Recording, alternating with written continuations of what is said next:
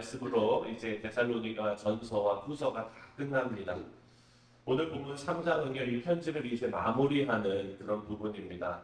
그리고 예수님께서 다시 오시는 그 재림의 신앙에 합당한 그런 성도의 모습을 다시 한번 오늘 말씀을 통해서 사도 바울이 알려주고 있습니다.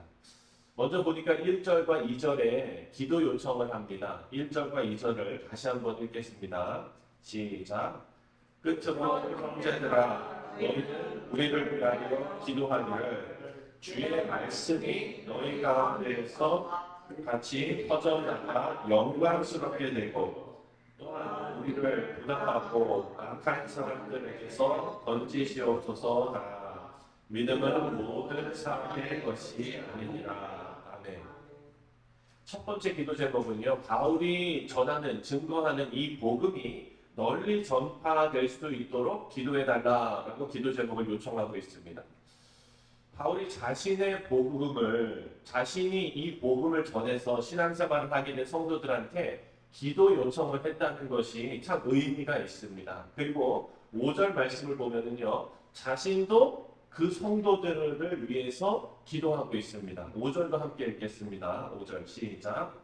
주께서 너희 마음을 인도하여 하나님의 사랑과 그리스도의 인내에 들어가게 하시기를 원하노라. 아멘.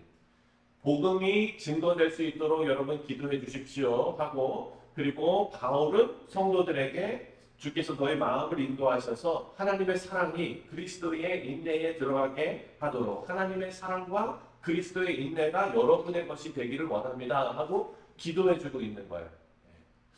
여러분, 제가 이 말씀을 보면서 너무나 당연하지만 너무나 큰 진리를 다시 한번 생각하게 되었습니다. 뭐냐면 바울은요, 어찌 보면은 본인이 복음을 전한 그 성도들보다 훨씬 높은 수준의 그런 신앙을 가지고 있었을 것입니다. 그리고 높은 수준의 지식도 가지고 있었겠지요. 그런데 이 바울이 그 성도들에게 기도를 부탁하고 있습니다. 여러분, 여기서 우리가 얻는 교훈은요, 성도들은 서로 기도할 제목들을 나눠야 한다라는 사실입니다. 서로를 위해서 중보하고 기도하고, 그리고 그 기도가 응답받는 것, 여러분, 응답받는 것을 위해서 우리가 물론 기도하지만 그것은 어찌 보면 1차원적인 이유입니다. 그것 말고도 여러 가지 유익이 있다는 거예요. 서로를 위해서 우리가 기도하다 보면은요, 우리가 예수님 안에서 한 몸이라는 사실을 깊이 느끼게 됩니다. 어제 우리 학생들하고 래프팅을 다녀왔습니다. 래프팅을 다녀올 때마다 저는 여러 가지 많은 것을 깨닫게 되는 것 같아요. 제가 예전부터, 오래전부터 아이들 사역을 하다가 보면은요, 1년에 거의 2번씩 래프팅을 가요. 네. 그리고 뭐 이렇게 놀이공원도 가고요. 그리고 뭐 스키장도 가고요. 그렇게 가니까 제가 좋아 보이시죠? 1년에 강제로 놀러 다니니까 여러분 가보십시오. 좋나 그게. 네, 힘들어요. 저는 스키 탈 줄도 모르는데 1년에 2번씩 갔어요. 10여 년 동안을. 애들 다 보내고 저는 그냥 혼자 앉아가지고 책 보고 그냥 앉아있고 이렇게 하는데, 어찌됐건 래프팅은 특별히 더 큰 의미가 있어요. 왜냐하면 팀워크가 거기 가운데 있거든요. 스키는 그냥 혼자 타고 내려가요. 네, 놀이동산도 그냥 혼자 그냥 하는 거예요. 그런데 래프팅은 그렇게 안 돼요. 래프팅은 아이들 조를 짜가지고 이제 넣는데 그것도 참 어려워요. 네, 누구랑 짝져서 넣는다는 게 어찌 그렇게 어려운지. 애들만 어려운 줄 아세요? 여러분들도 어렵잖아요. 선교에 나오는데 어떻게 해요? 그냥 아이 뭐 내가 그냥 어디 3사 선교회 뭐 5, 6 선교회 이러면서 어렵죠? 제가 다 경험했어요. 선교회에서 그 셀 나누는 거, 뭐 그룹 나누는 거 제일 어려워요. 말도 많고. 그런데 여러분, 그렇게 나눠가지고 아이들을 태워 보내잖아요. 보내면은 알아서 그냥 떠내려가지 않아요. 노를 저어야 돼요. 그런데 혼자서 잘한다고 되지가 않더라고요. 그 고등학교 힘센 형들부터 이제 초등학교에서 중학교 갓 올라온 그 애들까지 구령에 맞춰서 하나 둘 하면서 박자가 맞아야 앞으로 가지, 안 그러면 뱅글뱅글 돌아요. 우리 아이들이 얼마나 잘했는 줄 아세요? 네, 보트 3개가 다 뱅글뱅글 돌았어요. 그랬는데도 불구하고 그래도 우리가 잘 갔어요. 나중에는 합이 맞더라고요. 제가 이것을 보면서도 느꼈고 오늘 본문 말씀에서도 다시 한번 느꼈습니다. 제가 여러분들에게 기도 부탁하는 적이 종종 있는 것 같아요. 그런데 우리 어린 아이들한테 기도 부탁한 적이 있나 하는 생각이 들었어요. 사도 바울은요, 자기가 갓 복음 전한, 이제 정말 갓 신앙생활한 그 성도들에게 기도 부탁을 하고 또 자기도 그들을 위해서 기도합니다. 이것은 하나님께서 그 기도 제목을 들어주시는 그런 1차원적인 효과도 있지만요, 2차원적인 효과는 뭐냐? 우리가 그리스도 안에서 한 몸이라는, 한 팀이라는 그런 마음가짐이 그 가운데 나타나게 된다는 거예요. 여러분, 이 모습을 보면서 우리 교회도 마찬가지입니다. 신앙의 선배 바울도 성도들에게 기도 요청을 했던 것처럼 우리 함께 신앙하는 함께 신앙생활하는 교우들이 같이 기도 제목을 나누고 그리스도 안에서 우리가 한 팀이다, 한 몸이다라는 것을 우리 가운데 기억해야 될 줄 믿습니다. 오늘 하루도 함께 이 말씀을 실천하시는 우리 성도님들 다 되시기를 주님의 이름으로 축원드립니다. 3절 말씀을 보니까요. 3절 다 같이 읽겠습니다. 시작. 주는 믿고사 너희를 굳건하게 하시기로 악한 자에게서 지키시리라. 아멘.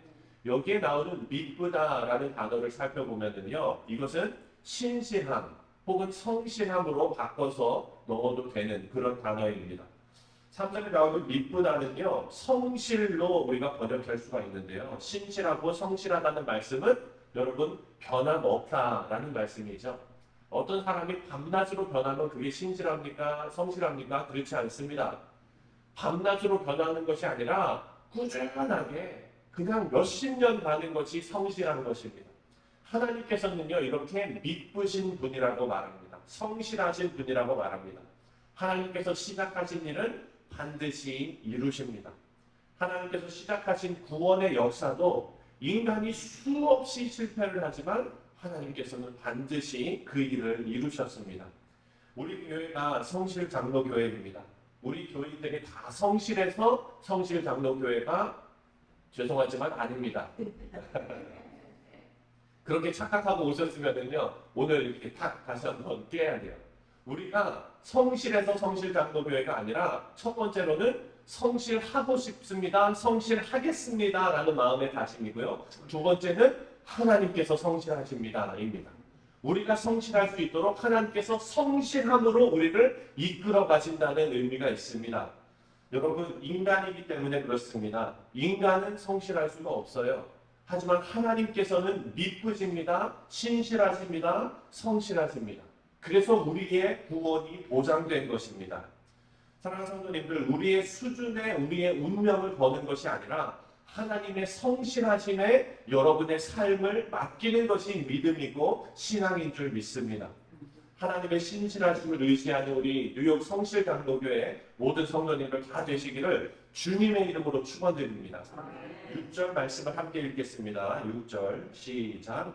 형제들아 우리 주 예수 그리스도의 이름으로 너희를 명하노니 게으르게 행하고 우리에게서 받은 전통대로 행하지 아니하는 모든 형제에게서 떠나라. 교회는요, 모든 사람들을 품을 수 있는 곳이 되어야 합니다. 그거 모르는 사람 한 명도 없어요. 그래서 교회 문턱이 높으면 안 된다라는 말이 있죠. 그렇다고 이 앞에 문턱 다 깎아버리라는 얘기가 아닙니다. 너무나 공감이 되는 말씀이죠. 우리가 기도하면서 준비해야 하는 일도 바로 품고 포용하는 교회가 되는 것입니다. 참아주고 인내하고 사랑할 수 있는 공동체가 되는 것이죠. 그런데 우리 교회뿐만 아니라 세상의 많은 교회들이 이것에 실패하는 그런 모습들이 있습니다. 이렇게 품어주고 포용하고 해야 되는데 모든 교회를 보면요, 과연 그렇게 될까 하는 의문이 먼저 우리 가운데 듭니다. 그렇게 되고 싶어서 몸부림치는 교회들도 있어요. 우리 교회를 포함해서. 그런데 여러분, 너무나 좋은 일이지만 여기에 바로 큰 함정이 있습니다. 어떤 함정이냐면 포용이라는 가치 때문에 교회의 순수성을 타협하려는 태도는 있을 수 없는 일입니다. 열심히 인내하고 품는 것은 우리가 당연히 해야 될 일이지만 교회를 해치는 일은 단호하게 도려낼 수 있는 결단도 우리에게 필요한 것입니다. 바울이 그렇게 얘기하고 있습니다. 데살로니가 교회는요, 잘못된 재림을 가르치는 그런 성도들을 미혹해 하는 그런 거짓 교사들이 있었습니다. 바울은요, 강하게 말합니다. 그런 거짓 교사들도 잘 품고 잘 달래서 같이 한번 가보십시오. 이렇게 이야기하지 않아요. 그 성도들의 신앙과 그리고 교회의 순수성을 해치는 그들과 사귀지 말라라고 단호하게 이야기합니다. 우리에게서 받은 전통대로 행하지 아니하는 모든 형제에게서 떠나라. 복음과 교리에 어긋나는 일은요, 우리는 반드시 도려내야 합니다. 하지만 복음과 교리의 문제가 아니라 지역적인 일에서는 우리가 어떻게 해야 됩니까? 애쓰며 포용하고 사랑하고 인내하려고 노력해야 하는 것입니다. 우리 교회가 바른 분별력을 가지고 건전하게 하나 되는 그런 하나님의 교회가 되시기를 주님의 이름으로 축원드립니다. 오늘 데살로니가 전서와 후서를 이제 다 마쳤습니다. 사랑하는 성도님들, 예수님 빨리 오셨으면 좋겠지요. 네. 어떤 분은 아멘 그러시고 어떤 분은 조금만 있다가 이런 분들도 계시고, 네, 그럴 수 있어요. 저희 어머니가 저한테 항상 그러세요. 예수님 빨리 오셨으면 좋겠다. 그럼 제가 뭐라 그럽니까? 저 이제 먹기 시작했어요. 그렇죠? 네. 사람마다 다 다르지만 하지만 저의 마음도 그렇습니다. 저는 주님 오시는 그날을 기다립니다.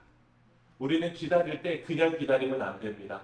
버스가 오지 않는 정류장에 서서 한없이 기다려봤자 그것은 쓸모없는 일이죠. 하지만 예수님 반드시 오신다 약속하셨고요. 그리고 이 데살로니가 전서와 후서를 통해서 우리가 예수님을 기다리는 성도의 자세가 어떠해야 하는지 우리가 다 살펴보았습니다. 거룩한 성도의 모습으로 예수님 오시는 날을 기쁨으로 기다리시는 우리 뉴욕 성실 장로교회 모든 성도님들 되시기를 주님의 이름으로 축원드립니다.